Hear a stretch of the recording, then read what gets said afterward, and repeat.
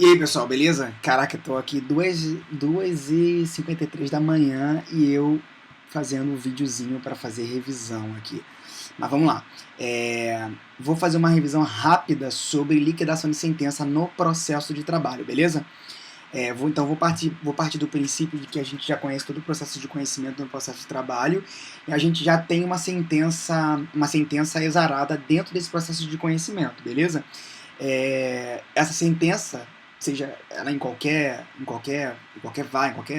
esfera da justiça, né, seja na justiça civil, seja na justiça do trabalho, enfim, a sentença ela é um título executivo judicial, né? E geralmente quando é uma obrigação de fazer ou não fazer, a gente precisa de uma ação de cumprimento para que essa sentença seja cumprida.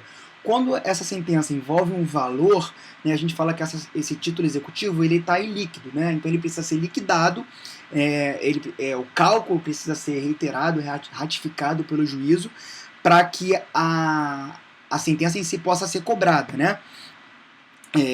A liquidação de sentença, então, na verdade, ele é um nome dado ao cálculo feito, né, do valor líquido de uma sentença, visando a execução forçada desse título executivo judicial. Beleza? Então tá. Então vamos lá. Tendo a sentença, tendo essa sentença, a gente tem uma sentença líquida e a gente precisa liquidar essa sentença. Como é feita essa liquidação? Através de 3 institutos, né? Que é o cálculo, o artigo ou a liquidação é feita por cálculo, por artigo ou por arbitramento, né? A sentença, a liquidação por cálculo é a liquidação regra geral. É um cálculo aritmético feito, né, pelo perito ou pelo juízo, tá? A liquidação por artigo é feita em regra quando existe prova nova. Na existência de prova nova é feita a liquidação por artigo.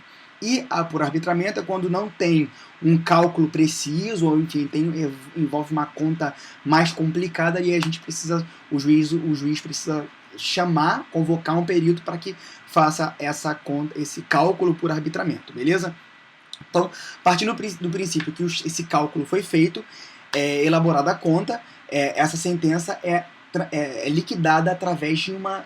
Perdão, essa sentença é liquidada através de uma outra sentença, que transforma aquele título judicial antes ilíquido em líquido, né? O juiz profere uma decisão interlocutória e liquida a sentença. Dessa liquidação, depois desse cálculo, o juiz tem que abrir prazo comum de 8 dias para que as partes se manifestem, né? Então a gente vai ter o cálculo do juízo, a gente vai ter o cálculo do exequente e o cálculo do executado. O juiz vai verificar esses 3 cálculos, pode concordar com um deles ou pode criar um quarto cálculo, né? Porque o juiz tem competência para isso, e aí requer execução sobre o cálculo, seja qual o valor foi arbitrado pelo juízo, beleza? Ou foi determinado pelo juízo. A partir desse momento ele requer a execução de determinado valor. A partir do requerimento da execução, da requisição dessa execução em cima de determinado valor, o executado ele é citado. Vale lembrar que a partir desse momento surge a figura do oficial de justiça, né? Até então não tem essa figura do OJA dentro do processo de trabalho, né? A notificação é feita por AR, em regra, né? E o executado ele é citado para se manifestar em 48 horas. Dessa citação, o executado ele poderá fazer 3 coisas, tem que tomar 3 atitudes, né? Ele poderá pagar, ou ele poderá garantir o juízo através de dinheiro ou bens, ou através de seguro fiança ou seguro garantia. Beleza? Vamos tratar do pagamento em si. Quando o executado paga, o exequente, se discordar do valor pago, ele poderá impugnar essa execução e apresenta sua impugnação em 5 dias e fala assim, não concordo com esse valor. E apresenta essa impugnação ao juízo e quem vai decidir é o juiz através da sentença de execução. Vale lembrar que dessa sentença de execução há um tipo de recurso que é chamado agravo de petição. É interessante a gente destacar aqui que dentro do processo de execução não existe figura do recurso ordinário. O recurso ordinário ele é o recurso cabível dentro do processo de conhecimento. Na execução não tem esse recurso. E aí, fazendo uma analogia, né, o recurso ordinário dentro do processo de execução se torna o agravo de petição, beleza? Que é o recurso cabível contra a sentença de execução exarada pelo juiz, beleza? Tranquilo. Então, se ele não paga, se o exequente, o executado, não paga o valor porque ele não concorda, o que ele faz? Ele precisa garantir o juízo através de dinheiro, de bens, a penhora, ou através de seguro-fiança. E aí o que acontece? O executado garante o juízo e aí pode embargar a execução, que é uma das atitudes do executado, que o executado ele pode fazer também, né? Embargar a execução. Só que reitero o seguinte, que para embargar a execução, ele precisa garantir o juízo, beleza? Ele precisa depositar o valor todo da sentença já liquidada pelo juiz, tá? E aí, através dessa garantia do juízo, ele pode embargar a execução. Só que ele só pode embargar a execução existem três pressupostos para embargar a execução. E quais são? O embargo à execução ele só pode ser impetrado se houver prescrição da dívida, houve um acordo prévio e aí está se embargando a execução em virtude do acordo prévio feito com o exequente, ou se houve a quitação da dívida por algum motivo, beleza? Então só existem esses três pressupostos. Se, porventura, o embargo da execução não tratar de uma desses três pressupostos, o que pode acontecer?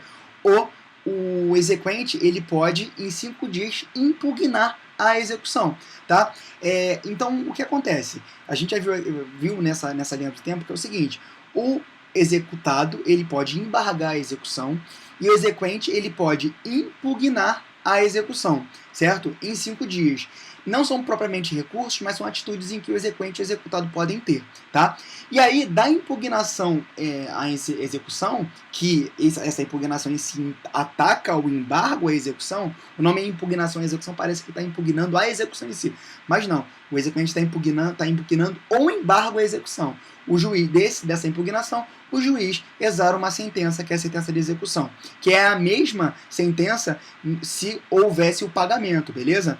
E aí, essa sentença de execução, ela pode ser atacada através de um recurso, como eu falei aí no pagamento. E esse recurso qual é? É o agravo de petição, certo? Que é, como eu falei, a analogia ao recurso ordinário, tá? Esse agravo de petição, ele é remetido ao TRT, tá? E se porventura a decisão desse agravo, a decisão que trata desse recurso, agravo de petição, se essa decisão violar a Constituição Federal, caberá mais um tipo de recurso, que é o quê? O recurso que a gente já viu lá no processo de conhecimento, o recurso de revista que será submetido ao TST, beleza? Então, rapidamente, falei aqui dessa linha do tempo aí da execução, espero que tenha ajudado vocês, tranquilo? Valeu, até a próxima, tchau, tchau.